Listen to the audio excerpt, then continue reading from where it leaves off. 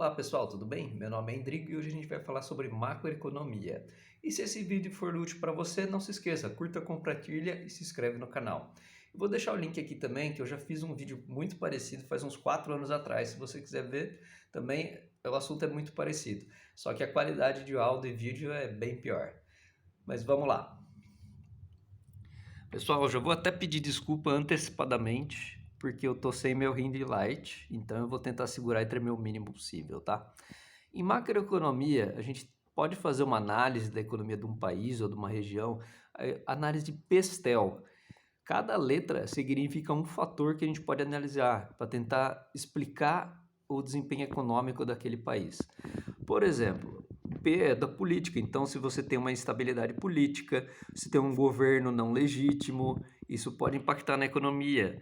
A própria parte econômica, que seria o que? Os juros, os impostos, o câmbio daquele país, fatores sociais, como por exemplo percentual da população idosa, percentual da população com nível superior, fatores tecnológicos como a velocidade das comunicações, a internet, quem tem acesso ou não, fatores ecológicos como eventos climáticos extremos, secas ou enchentes que podem impactar a produção industrial ou mesmo ali destruir casas, enfim, e aí tem todo um esforço de reconstrução e até aspectos legais.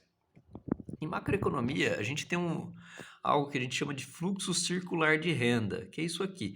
Ele ajuda a explicar de uma maneira simplificada como que funciona. Então a gente vai ter as empresas e as famílias e as empresas, e a gente tem um mercado de fatores produtivos e de bens e serviços. As empresas pagam salários para as famílias, que isso, né, seria a renda das famílias, e essas famílias consomem através do mercado de bens e serviços e pagam, né, por esses bens e serviços, e isso se transforma em receita para as empresas, tá? E aí esse fluxo ele vai girando, digamos assim, a economia. Além desses agentes que eu desenhei aqui, tem outros agentes que você pode tornar esse desenho aqui mais complexo, como por exemplo o governo, os bancos emprestando dinheiro para as empresas e também para as famílias, o Banco Central que também impacta nesses valores aí dos bancos, e os sindicatos com relação a benefícios e até salário dos funcionários ali das empresas, tá? Uma maneira de... Você tem três grandes indicadores que você pode avaliar a economia de um país. O PIB, que é o Produto Interno Bruto, e a fórmula dele é bem simples. Ele vai considerar o consumo das famílias, os investimentos, os gastos do governo e a balança comercial, que seria as exportações menos a importação, né? Então aqui, se o gasto do governo aumentar, isso vai ter um impacto positivo no PIB. Se o consumo diminuir, por exemplo, na pandemia, isso tem um impacto negativo no PIB. Tá? E aí a gente viu na época de pandemia os gastos do governo aumentando para tentar manter esse consumo mínimo das famílias. Tá? E até a questão da subsistência. Um outro indicador é a inflação, que seria o aumento geral dos preços. Ela pode ter três grandes tipos de inflação. Seria uma inflação de demanda, quando a demanda aumenta por um produto e a oferta não acompanha. Pode ter uma inflação causada pela oferta, ou seja, uma redução da oferta, e aí a demanda se mantém, e aí com isso também o preço aumenta. Um exemplo disso foi a questão dos carros, como teve a guerra na Ucrânia e a crise dos semicondutores, eu tinha menos carros para serem ofertados, e aí com isso diminui a oferta, a demanda se manteve, por isso que subiram os preços. E o terceiro tipo seria a inflação inercial. Ela é muito comum em países com um processo de hiperinflação. Então você tem uma inflação tão grande, o que acontece? As pessoas, né, todo mundo quer já repassar antecipadamente a inflação. Então eu pego o resultado do mês anterior de inflação, deu 5% no mês, então já vou subir meu preço 5% para me preparar para o próximo mês. Só que isso acaba virando uma espiral infinita, porque todo mundo quer antecipar e todo mundo já aumenta e você já começa repassando os aumentos e isso vai escalando cada vez mais a inflação, tá? O último grande índice econômico seria o índice de desemprego, que é o número de desempregados sobre a PEA, que é a população economicamente ativa. O que é isso? É uma população que está em idade de trabalho e ela não é inativa. Por inativa, a gente considera estudantes acima de 15 anos, população carcerária, dona de casa, aposentados, seria uma população que não está inserida no mercado de trabalho, ele não poderia estar inserida, digamos assim, não, quer dizer, até pode trabalhar, mas via de regra não estaria inserida no mercado, tá? E a gente tem 3 tipos de desemprego. A gente tem o desemprego friccional, desculpa, que seria por questão da própria rotatividade ou uma incompatibilidade de local. Então, você às vezes tem uma pessoa que tem uma profissão numa cidade, só que só tem vagas em outras, por isso que ela está desempregada. Ou mesmo uma simetria de informação. Às vezes você está buscando uma empregada, só que a empregada não sabe que ela está sendo buscada por você. Então, eles não dá esse match, digamos assim. Pode ter o desemprego causado por causas conjunturais, por exemplo, crise econômica, então aumenta o desemprego, ou mesmo uma sazonalidade, principalmente, vamos lá, final de ano, você tem os comércios mais abertos, as empresas produzindo mais para o final de ano e contrata mais pessoas. Ou a própria produção agrícola, você tem as épocas de safra que você emprega mais pessoas, então diminui o desemprego, depois aumenta. Por isso até é válido você acompanhar o desemprego de um ano para o outro. Não é muito bom você comparar um mês para o outro, justamente por causa dessa sazonalidade. E questões estruturais, por exemplo, se você pensar mais no passado, a gente teve automação agrícola. Então você teve uma migração ali do campo para a cidade. A gente teve mais recente automação, então teve os robôs ali em fábricas substituindo o trabalho humano. Claro, né, não foi todo mundo foi substituído. E agora, mais recente, a IA. Seriam causas maiores ali que acabam causando uma revolução ali no trabalho e impacta o desemprego. Tá? E como que você, como governo, você impacta na economia, né? Você tem basicamente 3 tipos de política: política fiscal, a política monetária e a cambial. A fiscal, ela vai agir muito mais, seria as contas. Então, seria o que entra menos o que sai. Então, a gente vai ter 2 indicadores principais: o superávit primário, que seria todas as receitas dos governos. Então, você vai ter os impostos diretos e os impostos indiretos, né? E as despesas, seriam todos os gastos do governo.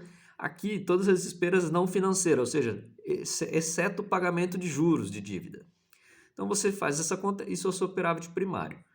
O superávit nominal seria você tirar todas as despesas, ou você pegar o superávit primário e tirar as despesas financeiras. Resultado na mesma, tá?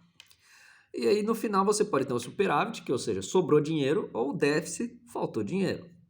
Se falta dinheiro, só tem 2 caminhos: ou você emite mais moeda, isso acaba impactando na inflação, ou você emite mais títulos de dívida. Então você aumenta a dívida. O problema disso, no próximo mês, no próximo ano, você vai ter mais despesa financeira. Então você tem que controlar isso para ser sustentável. Claro que vai ter às vezes momento que você vai emitir mais dívidas porque você está investindo em infraestrutura, outras coisas que espera no futuro crescer, gerar mais empregos, mais empresas e com isso mais impostos e se tornar mais sustentável. O segundo tipo de política é a monetária.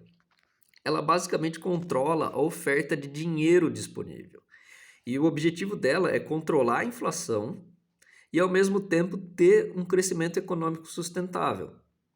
Se você emite muito dinheiro em circulação, você vai acabar impactando, aumentando a inflação, e aí você não vai ter crescimento econômico. Por outro lado, se a taxa de juros, que seria o caminho mais usual, se a taxa de juros for muito alta, você inibe o crescimento econômico, mas você controla a inflação, então tem esse equilíbrio. E são 3 tipos principais ali, 3 instrumentos que o Banco Central usa para agir na política monetária. Você tem o open market, que seria o mercado secundário de títulos. Como assim? Imagina que você tem muito dinheiro circulando. O governo vai lá e vende títulos que está no poder dele. E aí com isso, as pessoas, empresas principalmente, vão comprar esses títulos e tira dinheiro circulando do mercado. Então você tira dinheiro circulando do mercado, você controla ali a inflação. Ou o caminho inverso, o mercado precisa de mais liquidez, o governo vai lá e vende os títulos e compra títulos da pessoa, ou seja, dá dinheiro para ela, você aumenta o dinheiro circulante. Uma outra medida é a taxa de compulsório. Compulsório, todos os bancos, quando ele recebe um depósito, conforme se é conta corrente, poupança, etc., ele tem um percentual que ele tem que manter em caixa, né? Se você aumenta esse percentual, você vai ter menos dinheiro disponível. E o banco, o que ele faz? Uma parte vai ficar separado no compulsório, outra parte ele vai usar para gerar mais empréstimos e girando. E aí você vai girando. Se aumenta o compulsório, diminui o dinheiro disponível. E a taxa de redesconto? Todo banco ele tem que terminar o dia com saldo positivo. E aí eles fazem empréstimos entre os bancos para o CDI ali, né, o Selic, que seria o empréstimo interbancário ali de um dia, que aí ele tenta sempre ficar positivo. Se o banco não consegue ali com outro banco, ele pode ir no Banco Central. E aí é aplicada a taxa de redesconto, só que isso tem um impacto ali na reputação. Geralmente o banco ele não tá muito bem nas pernas, tá? E a política cambial, a gente primeiro precisa entender os regimes possíveis de câmbio. Regimes possíveis a gente pode ter o câmbio fixo, então o governo define, R$ 1 vai ser US$ 1, ponto. E aí ele vai fazer ali de comprar ou vender dólar todo dia para manter essa taxa. Só que isso no longo prazo é insustentável e você está sujeito a ataques cambiais. Então as pessoas podem ver se o movimento tá que o governo vai comprar dólar, eu posso agir, né, e tentar influenciar e ganhar dinheiro em cima. Outra medida seriam as bandas cambiais, então o governo define qual que é a cotação mínima e máxima ali da minha moeda e eu ajo somente se passar ali dessas bandas. A flutuação suja, que você deixa o mercado ali flutuar, porém em situações extremas, você não está escrito, se o dólar passar de X eu vou agir, mas em situações ali que o Banco Central considera extrema, ele vai lá e atua. E o câmbio flutuante, onde o governo não atua, ele deixa ali o mercado se autorregular. Geralmente ele é mais comum em países que estão mais desenvolvidos, que o câmbio não tem tanta flutuação, então não precisa de intervenção. Tá? Um outro conceito para entender a taxa de câmbio é a balança comercial. Balança comercial é exportação menos importação. E aí, além disso, a gente tem outros cálculos, como a conta corrente, que vai considerar essa balança comercial, mais a balança de serviços e rendas, que aí vai entrar juros, aluguéis que as empresas pagam para o exterior, viagens e as transferências unilaterais, que seriam transações sem contrapartida. Então, por exemplo, tem um brasileiro morando no exterior e manda dinheiro para cá para a família, então você está entrando dinheiro no país. Ou vice-versa, né? Então entra dinheiro ou sai dinheiro, ou por exemplo, o Brasil faz uma doação para ajudar um outro país em crise humanitária. Então, sai dinheiro do país e não tem uma contrapartida direta, né? E um outro último indicador seria o balanço de pagamentos, que eu vou pegar o resultado da conta corrente e somar com a conta de capitais, que seria investimentos. Por exemplo, a China vai construir um porto não sei onde no Brasil, então ela investe uma grana. Ou os Estados Unidos ou qualquer outro país vai investir algo no Brasil, então coloca uma grana para fazer infraestrutura, alguma coisa. Ou empréstimo para o Brasil desenvolver infraestrutura, então entra dinheiro também. No final do período, se esse balanço de pagamentos for positivo, o que isso significa? Entrou mais dólar no país do que saiu. E aí, com isso, você vai ter a valorização da sua moeda. Então, a cotação ali vai melhorar. Beleza, pessoal? É isso aí. Muito obrigado e até a próxima.